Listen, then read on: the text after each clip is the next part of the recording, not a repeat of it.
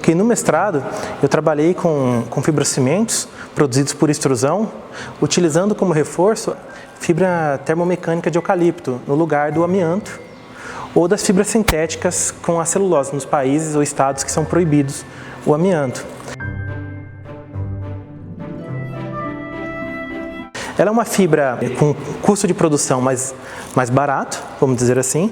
Ela simplesmente passa por um processo mecânico, tem um alto rendimento, 95%, enquanto que a polpa craft, ela passa por processos químicos, que acaba tendo problemas com poluição, um custo mais elevado e também, de certa forma, ela é um pouco menos sustentável do que as fibras termomecânicas.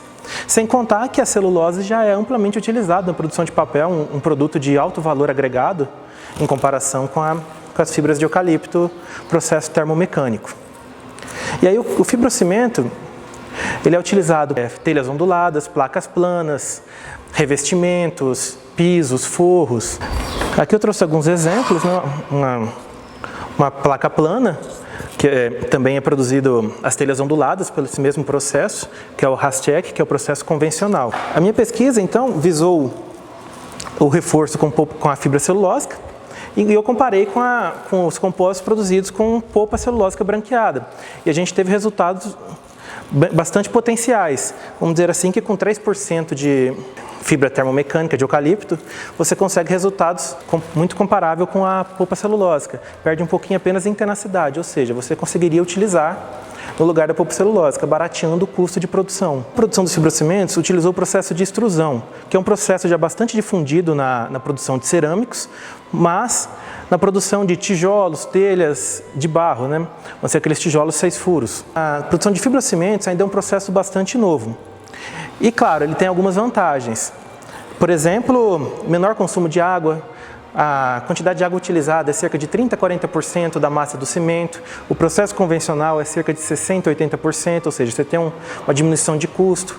O custo de implantação é menor no processo de extrusão, assim você consegue produzir de maneira descentralizada em micro-regiões, ao contrário do processo convencional, que tem que ser nas grandes metrópoles, devido ao alto custo de implantação, o que faz com que você tenha que ter uma produção muito alta para valer a pena a produção.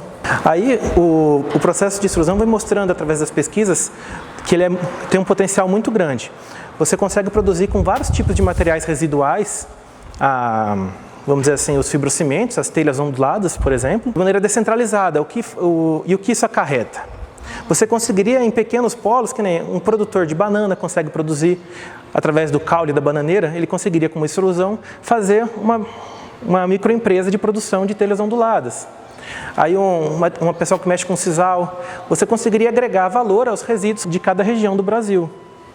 O problema da extrusão em comparação com o processo convencional é que ela densifica o material.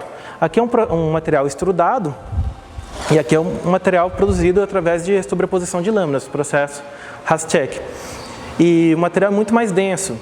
Aí no meu doutorado, eu estou trabalhando tentando diminuir a densidade desse material. Já está tendo alguns resultados bastante satisfatórios, diminuindo em cerca de 30%, 40% a densidade e mantendo uma resistência mecânica com pouca perda, cerca de 10%, 15%, que ainda satisfaz a norma, ou seja, ela ainda atende para a produção de telhas onduladas. E com isso, a gente quer difundir conhecimento e começar a criar interesse das empresas e indústrias para a produção dessas telhas em menor escala, através da extrusão. Bom, aqui no Complexo EPAM, nós desenvolvemos trabalhos que geram conhecimento teórico, obviamente, mas o foco principal é gerar produtos de aplicabilidade direta para a sociedade.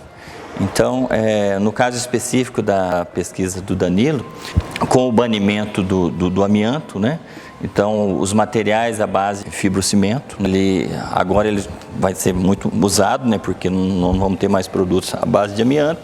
Então, o trabalho específico do Danilo vai gerar uma tecnologia de fácil aplicação e pode ser absorvida diretamente já pela sociedade. O que tem que ver é a viabilidade econômica das fábricas de baixa capacidade instalada e aproveitar as peculiaridades regionais do Brasil em questão de fibras. O Brasil é muito rico em fibras vegetais.